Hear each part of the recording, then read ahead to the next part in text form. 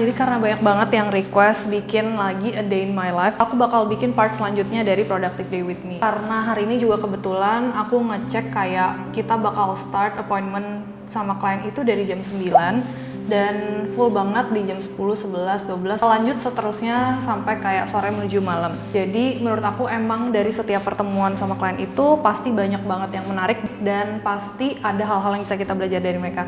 Jadi kita coba lihat nih, yang pertama ini dia bakal meeting buat bikin wedding di bulan Januari. Aku penasaran juga kira-kira konsepnya kayak gimana.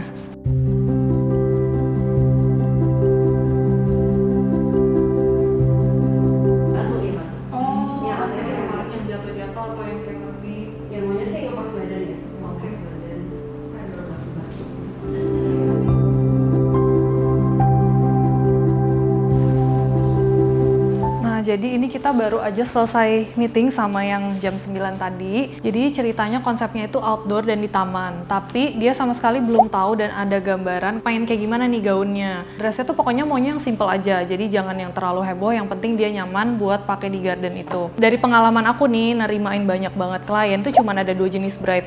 Yang satu yang bener-bener datang udah tahu banget apa yang mereka mau. Ada satu lagi yang kalau datang bener-bener buta. Nggak ada gambaran sama sekali apa yang bagus buat badan dia, siluet-siluet apa yang cocok, bahkan bahan dan cerita apa yang mau dia ceritain pun dia nggak tahu gitu. Dan itu menurut aku lebih challenging lagi karena kita mesti bantuin dia bikin brainstorm idenya dan propose desainnya. Kita jadi bisa kayak memahami, oh ada tipe-tipe orang kayak gini, dan kita bisa komunikasiin tuh dengan cara yang lebih tepat. Habis ini kita bakal ngeliat ke workshop, sekalian kayak ngecek sekali lagi baju yang mau di fittingin sebelum kliennya datang.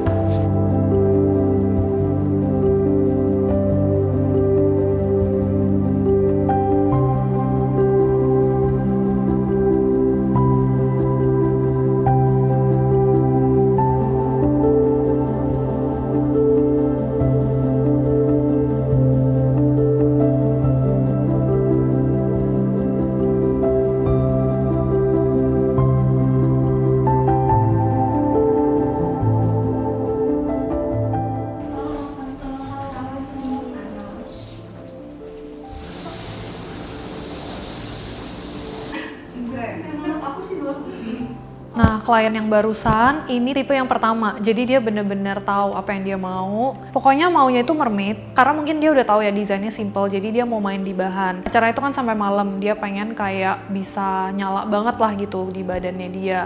Dan kalau misalnya desainnya simple kan dia bisa lebih stand out daripada orang-orang yang lain yang ada di situ. Next, kita bakalan fittingin klien selanjutnya.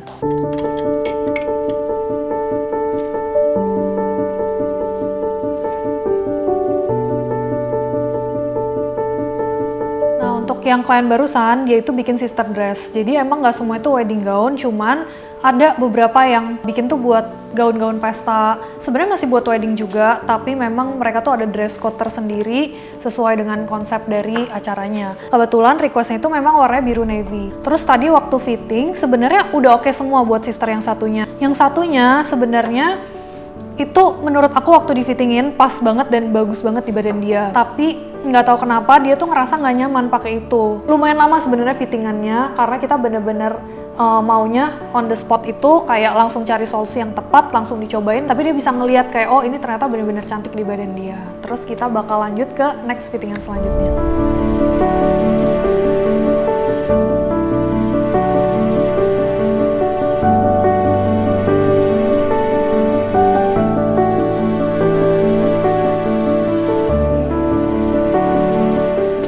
Ini yang acara itu di Jogja, jadi dia tuh bride dari Jogja dan kemungkinan kayaknya dia cuma bisa fitting antara sekali atau 2 kali. Terus emang menurut aku ini salah satu bride yang simple banget desainnya. Dia pengen bentuknya itu nge-shape badan dia, tapi bahannya full satin, nggak mau ada lace, nggak mau ada bordiran apapun, dan nggak suka sama payet.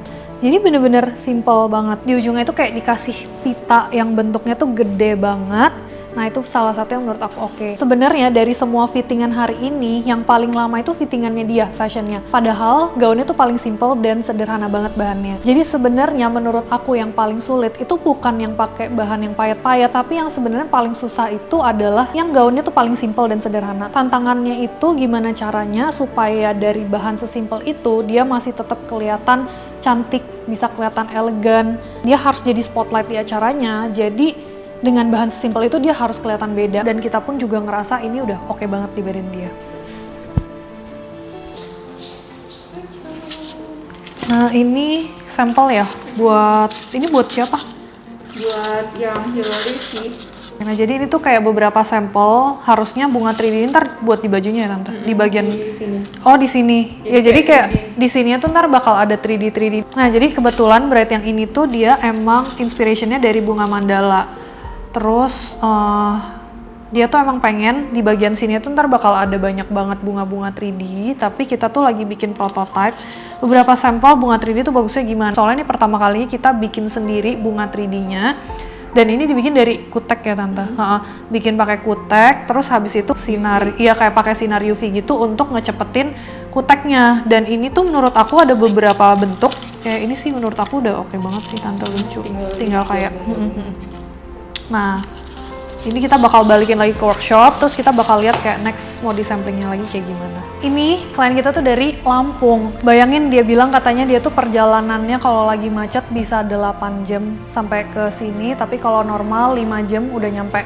Jadi katanya tuh kayak lama banget di ngantri kapalnya. Nah ini menurut aku yang menarik nih sebelum dia bawa. Jadi dia itu tuh di bagian badan atasnya tuh ada tato namanya bunga plum blossom. Terus menurut dia itu kayak salah satu bordiran yang meaningful banget. Jadi akhirnya kita memutuskan buat masukin detail plum blossom itu ke dalam overskirtnya. Dia suka bunga kan. Jadi akhirnya kita bikin nih bunga-bunga 3D-nya ada cabang-cabangnya gini. Nah, bahan yang kita pakai itu di dalamnya ada kawat-kawatnya juga yang dibentuk dulu, terus baru dimasukin sama organza-organza biar kelihatan ada bunga-bunga kecilnya gitu. Jadi sebelum aku mengakhiri video ini, karena ini udah klien terakhir kita juga, jadi aku pengen tahu kayak mana sih dari semua klien hari ini yang menurut kalian cerita paling menarik atau kalian tuh belajar paling banyak dari cerita mereka. Dan sampai ketemu di part selanjutnya.